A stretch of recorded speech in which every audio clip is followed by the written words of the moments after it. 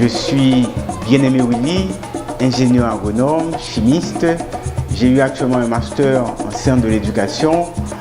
Dans le cadre du programme de rattrapage du ministère de l'Éducation nationale pour les élèves du bac, j'ai été recruté comme professeur de chimie pour présenter une synthèse des notions clés dans le but de consolider les acquis des enfants et de renforcer leur compréhension sur des notions jugées clés. Dans le premier module, nous allons voir de manière succincte les électrolytes, c'est-à-dire les acides, les bases et les sels. Ensuite, dans le deuxième module, nous allons voir justement la métallurgie. Je vous souhaite déjà bonne écoute et bonne participation. Nous allons aborder la première question qui est de décrire la réaction de l'acide nitrique, de l'acide chlorhydrique avec l'aluminium et le cuivre. Donc ce qu'il faut savoir de l'action de l'acide chlorhydrique sur un métal, la facilité de la réaction dépend de la nature du métal. Voilà pourquoi on a une échelle là. Tous les métaux qui sont placés au-dessus de l'hydrogène sont les métaux les plus électropositifs et tous les métaux qui sont placés au-dessous de l'hydrogène sont appelés des métaux les moins électropositifs que l'hydrogène. On verra que les métaux les plus électropositifs réagissent facilement avec l'acide chlorhydrique, tandis que les métaux les moins électropositifs réagissent difficilement avec l'acide chlorhydrique en présence seulement d'un oxydant. Ce qu'il faut savoir, l'aluminium représente les métaux les plus actifs que l'hydrogène, tandis que le cuivre représente les métaux les moins actifs que l'hydrogène. Donc d'abord, l'acide chlorhydrique attaque directement les métaux les plus actifs, tandis qu'il attaque les métaux les moins actifs seulement en présence de l'oxygène de l'air.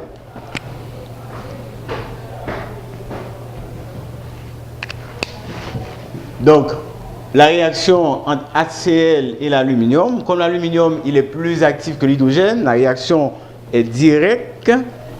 L'hydrogène métal positif, le chlore non métal négatif, aluminium métal positif. On va faire le positif d'un corps avec le négatif de l'autre corps.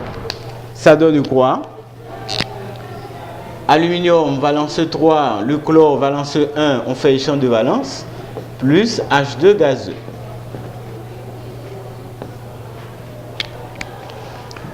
L'acide chlorhydrique sur le cuivre, la réaction, elle n'est pas directe, elle n'est pas possible. Pourquoi? Parce que le cuivre, il est moins actif que l'hydrogène. Donc je dis qu'il n'y a pas de réaction ici. Pourquoi? Parce que le cuivre est moins actif que l'hydrogène. Cependant, si on ajoute un oxydant, soit l'oxygène, soit n'importe quel oxydant, la réaction elle est possible. D'où on a hydrogène positif, le chlore non métal négatif, le cuivre et l'oxygène. On fait positif d'un corps avec le négatif de l'autre et positif de corps avec le négatif. Ça donne quoi? Ça donne le CuCl. Le cuivre valence 1, le chlore valence 1, ça fait CuCl plus l'hydrogène valence 1, l'oxygène valence 2, ça fait H2. Ce qu'il faut savoir, tout ce qu'on vient de faire pour l'aluminium, c'est valable pour tous les métaux les plus actifs que l'hydrogène. Et tout ce qu'on vient de dire pour le cuivre, c'est valable pour tous les métaux les moins actifs que l'hydrogène, sauf l'or et le platine, qui sont deux métaux inoxydables. Il n'y a aucun acide de manière individuelle qui peut réagir avec l'or et le platine. Maintenant, nous allons étudier l'action de l'acide nitrique sur l'aluminium et le cuivre. Ce qu'il faudrait vous dire, c'est que HCl, il est toujours un acide non oxydant. Tandis que l'acide nitrique, il est toujours un acide oxydant.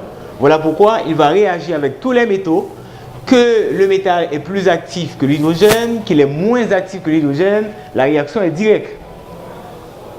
Contrairement à l'acide chlorhydrique, eh bien, il attaque directement les métaux les plus actifs, mais en présence d'oxygène, les métaux les moins actifs. Donc, sauf l'or et le platine, bien entendu, qui sont deux métaux inoxydables. D'où la réaction. L'acide nitrique réagit avec les métaux, sauf l'or et le platine, pour donner du nitrate métallique, de l'eau et du NO gazeux, donc il peut s'oxyder en NO2. D'où la réaction acide nitrique plus aluminium, ça nous donnerait quoi? Nitrate d'aluminium. Acide nitrique plus le cuivre, c'est nitrate de cuivre. Acide nitrique plus le zinc, c'est nitrate de zinc. Donc c'est toujours la même réaction. L'aluminium valence 3, le nitrate valence moins 1. On fait échange de valence, ça fait Al, NO3 pris 3 fois, plus H2O, plus NO, gazeux. Donc il peut subir cette réaction-là. Le cuivre, on aura le nitrate de cuivre, cuivre valence 2, nitrate valence moins 1. On fait échange de valence. Ça fait quoi? CuNO3 pris 2 fois, plus H2O, plus NO, gazeux. Donc il peut donc, si vous voulez, s'oxyder en NO2. Maintenant, ce qui est plus important, c'est l'interprétation des réactions. Le plus que vous voyez ici, vous pouvez le remplacer par le verbe réagir, le verbe s'unir, se combiner, se mélanger. Cette flèche que vous voyez, vous pouvez le remplacer par pour former, pour fabriquer, pour produire. Moi, je vais interpréter à ma manière. L'acide chlorhydrique réagit avec l'aluminium pour donner du chlorure d'aluminium et un dégagement du dihydrogène. L'acide chlorhydrique réagit, s'unit, se combine, se mélange avec le cuivre, en présence bien sûr de l'oxygène de l'air, pour donner, pour produire, pour fabriquer du chlorure de cuivre 1 avec bien sûr la formation de l'eau. L'acide nitrique s'unit avec l'aluminium pour former du nitrate d'aluminium, de l'eau et du NO. L'acide nitrique se combine, se mélange, réagit avec le cuivre pour générer, pour produire, pour fabriquer du nitrate de cuivre 2, de l'eau et du NO qui peut s'oxyder en NO2.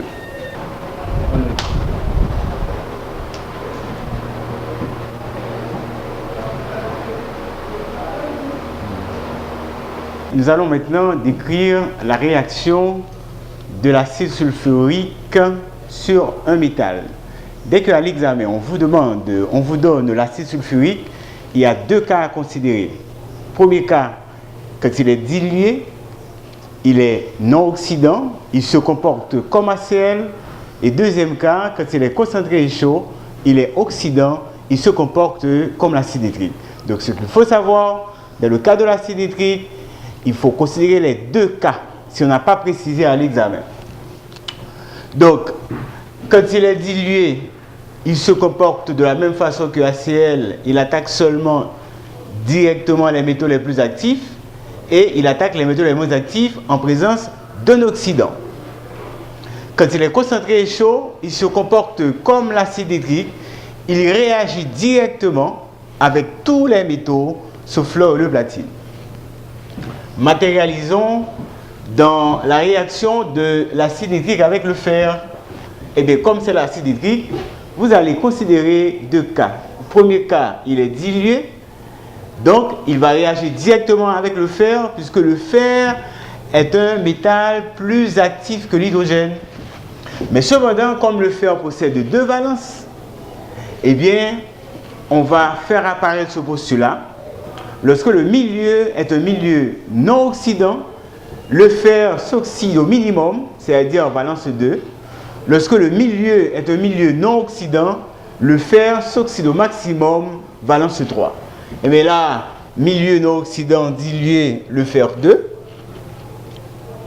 Positif, négatif et positif. Fer valence 2, sulfate valence 2. Ça nous donne FeSO4 plus dihydrogène gazeux. Maintenant, quand il est concentré et chaud, il est oxydant, le fer va s'oxyder au maximum valence 3. Et bien, quand il est concentré et chaud, il réagit avec tous les métaux pour donner du sulfate métallique. On aura ici le sulfate de fer, de l'eau et du dioxyde de soufre gaz. Donc ça nous donne quoi? Fer valence 3, sulfate valence 2. On fait échange de valence.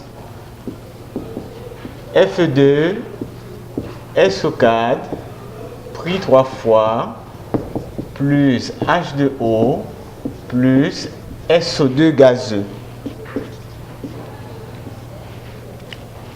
Je veux interpréter, l'acide sulfurique dilué réagit avec le fer pour donner du sulfate de fer et de dihydrogène. L'acide sulfurique concentré et chaud réagit avec le fer pour donner du sulfate de fer 3, de l'eau et du gaz sulfureux. Maintenant, deuxième question, acide sulfurique sur le cuivre. Donc, on a toujours deux cas dilués. Donc, comme vous voyez, lorsque H2SO4 il est dilué, il ne réagit pas directement avec les métaux les moins actifs comme le cuivre. Il faut la présence d'un oxydant. D'où on a mis l'oxygène comme oxydant. La réaction positif, négatif, positif et négatif. Le cuivre valence 2, le sulfate valence 2, ça fait du CuSO4, hydrogène valence 1, oxygène valence 2, ça fait H2O.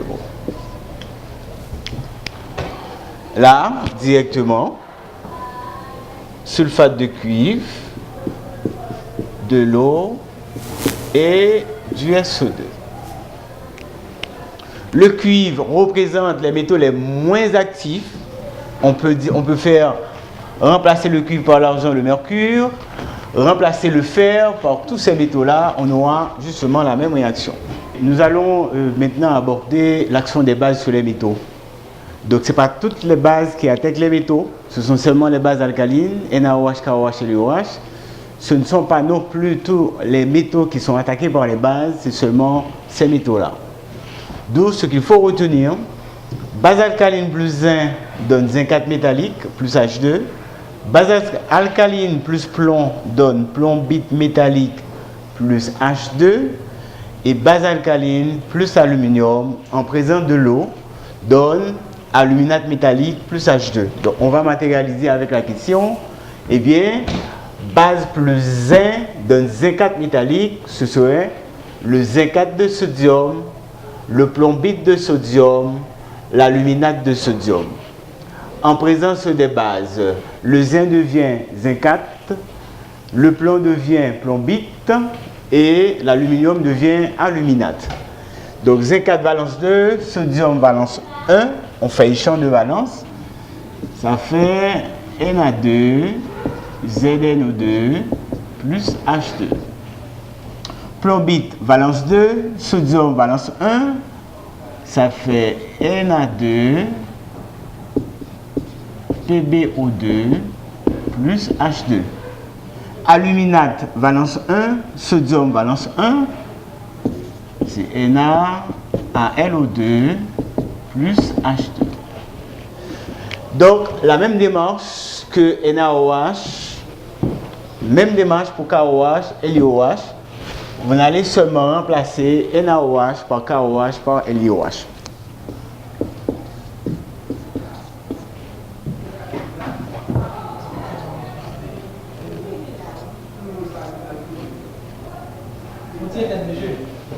Faut que c'est un ouais, c'est que ça, on va prendre balancer comme ça parce que ça prend tout le temps. Ok, merci.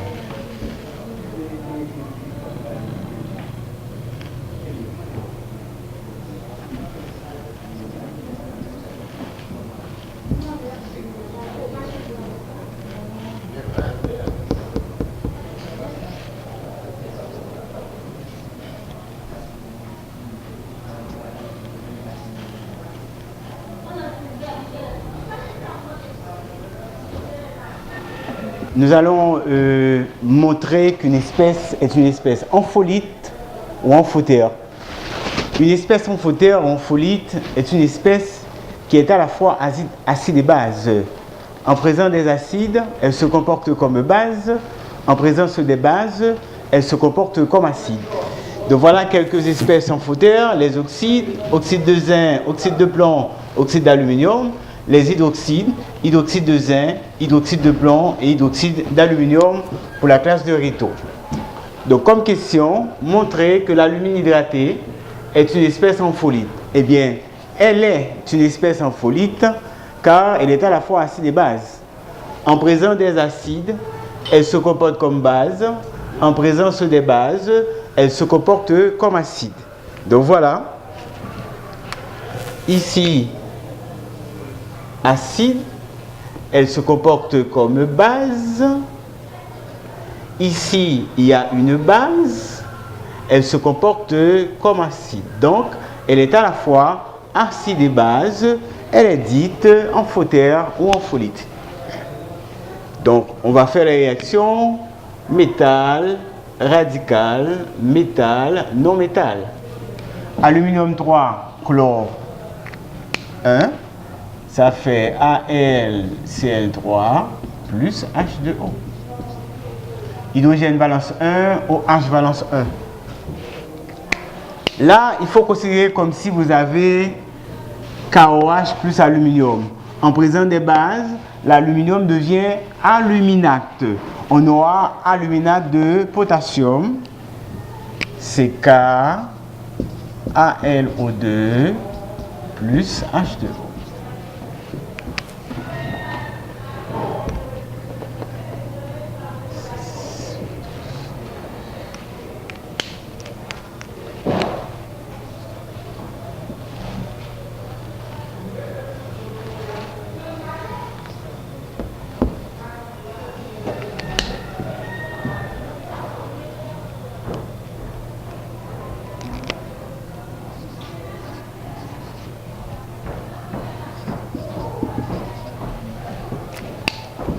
Nous allons maintenant définir l'hydrolyse saline et donner des exemples d'application.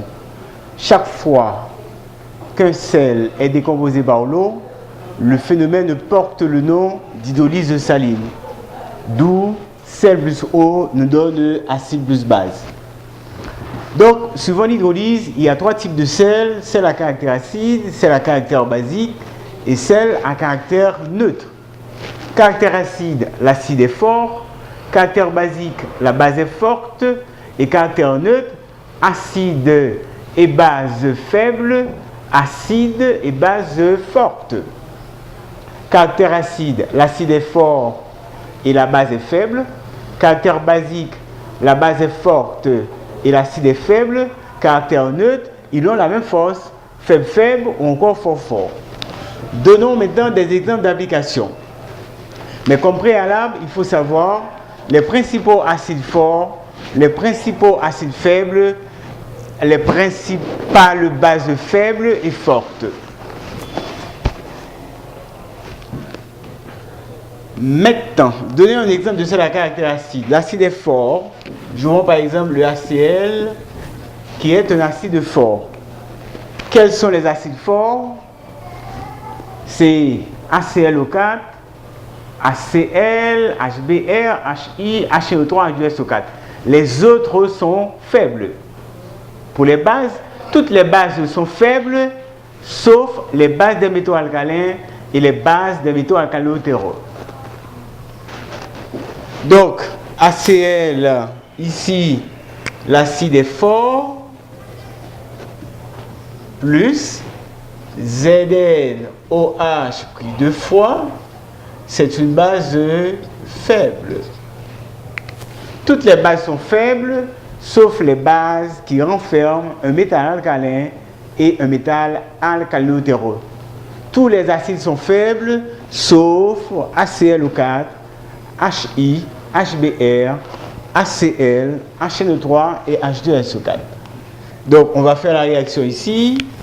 Positif, négatif, positif et négatif. Zinc valence 2, chlore 1. Ça fait ZnCl2 plus H2O. Effectivement, ce sel est un sel à caractère acide parce qu'il provient d'un acide fort et d'une base faible. Maintenant, donnons des exemples de sels à caractère basique.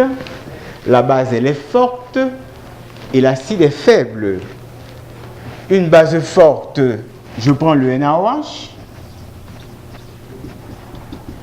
Un acide faible, j'utilise le H2S. Ici, la base, elle est forte. L'acide, elle est faible. Donc, le sel qu'on va obtenir est un sel effectivement à caractère basique parce que la base est forte. Donc, complétons. Métal, radical, métal et radical. Sodium 1, soufre 2, ça fait Na2S, plus hydrogène 1, OH1, ça fait HOH, ou encore H2O. Le Na2S est un sel à caractère basique parce qu'il provient d'une base forte et d'un acide faible. Maintenant, pour le sel à caractère neutre, nous n'allons pas utiliser acide fort et base forte parce qu'il ne s'hydrolyse pas. Dire que sel s'hydrolyse, c'est lorsque le sel régénère l'acide et la base. Tandis que dans le cas d'un acide fort et d'une base forte, donc le sel ne va pas générer cet acide fort et cette base forte. Donc prenons par exemple un acide faible, je prends par exemple le H2CO3. Une base faible, je prends par exemple le PbOH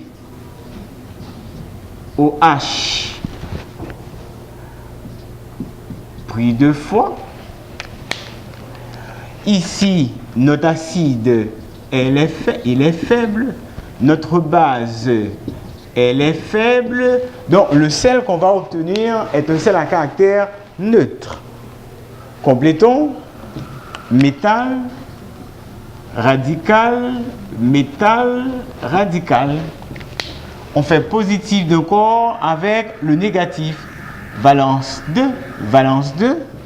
Ça donne le PbCO3 plus valence 1, HOH ou encore H2O.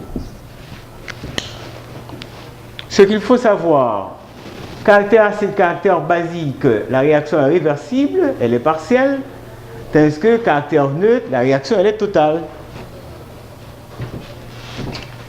Maintenant, expliquer le caractère acide, basique, neutre des solutions salines, je vais utiliser ces mêmes réactions-là.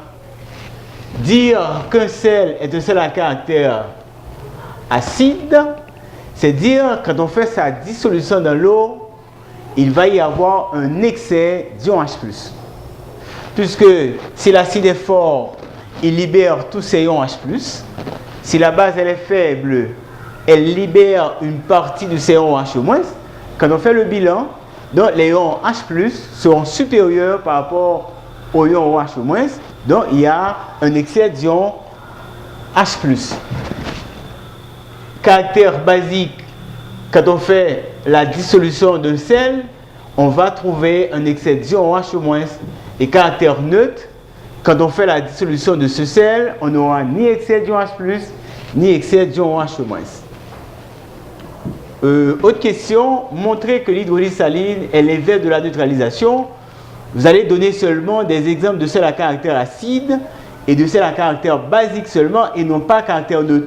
Vous utilisez ces deux réactions-là. Donc, dernière question pour le module. Énoncer les règles de Berthollet et donner des exemples d'application. Donc, quel énoncé? Quand on fait réagir un acide sur un sel, une base sur un sel sur un sel, cette réaction, elle est complète, totale ou possible si l'un des corps qui va se former, l'un des produits, soit insoluble, volatile ou instable. Pour comprendre les règles de Berthollet, il faut connaître par cœur les principaux corps insolubles, les principaux corps volatiles et les principaux corps instables qu'on n'aura pas le temps de mettre sur le tableau. Donnons des exemples d'application. Je fais acide plus sel. Ce qu'il faut savoir, acide plus sel nous donne un nouvel acide plus un nouveau sel, conformément aux règles de Berthollet. Exemple, je pars avec la condition, je prends un acide qui est volatile, H2S, c'est un acide volatile. Je pars déjà avec la condition, puisque pour qu'une réaction soit conforme aux règles de Berthollet, il faudrait que l'un des produits qui est susceptible de se former soit insoluble, volatile ou instable. Donc, j'ai ma condition. Dans H2S, l'hydrogène va me donner l'acide, cet acide-là. Je prends par exemple le HCl. Et le soufre va me donner le sel. Je prends par exemple le K2S. On complète. Métal, non-métal, métal et non-métal. Ça nous donne le H2S plus le KCl. Mes élèves, cette réaction, elle est conforme aux règles de Berthollet, car en faisant réagir de l'acide chlorhydrique avec le sulfure de potassium, il se forme un corps volatile. Deuxième exemple d'application, base plus sel donne de nouvelles bases et nouveaux sels. Donc on part avec une condition, on part avec une base instable. Dans cette base, l'OH va nous donner la base de départ, c'est le NaOH. Et le NH4 va nous donner le sel. Je prends par exemple le NH4Cl. On complète positif, négatif, positif et négatif. Donc valence 1, on a ce composé. Sodium 1, chlore 1, ça nous donne aussi bien le NaCl. Cette réaction, elle est conforme aux règles de Berthollet, car en faisant réagir eh bien, on obtient un corps instable. Dernier exemple, sel plus sel donne deux nouveaux sels. Je pars avec la condition le BaSO4 précipité. Ba me donne le premier sel et SO4 me donne le second. Eh bien, on aura par exemple le BaCl2 plus le K2SO4.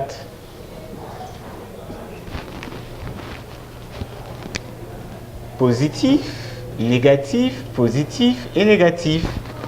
Valence 2, BaSO4, valence 1, ça fait KCl.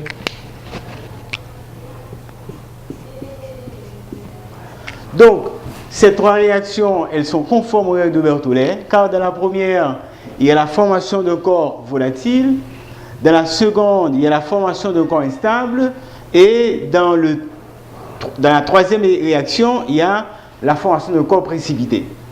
Donc, voilà ce qu'il faudrait savoir pour le premier module.